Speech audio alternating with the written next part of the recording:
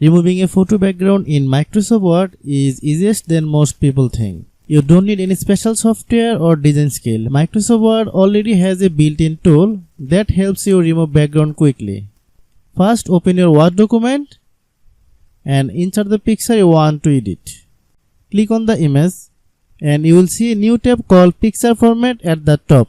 Click on it, then choose the Remove Background option. Word will automatically highlight the parts you want to remove. Sometimes the automatically selection is not perfect. Don't worry, you can adjust it easily. Use the mark areas to keep and mark areas to remove. Tools to fine-tune the result. Just click on the parts of the image to include or exclude. Once you are happy with the selection, click Keep Changes. Your background will be removed. And you can now use the image in presentation, document or design. This feature is very useful for students, offline work and content creators. It saves time and avoids the need for extra apps.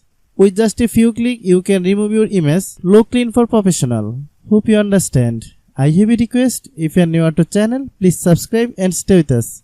Thanks for watching.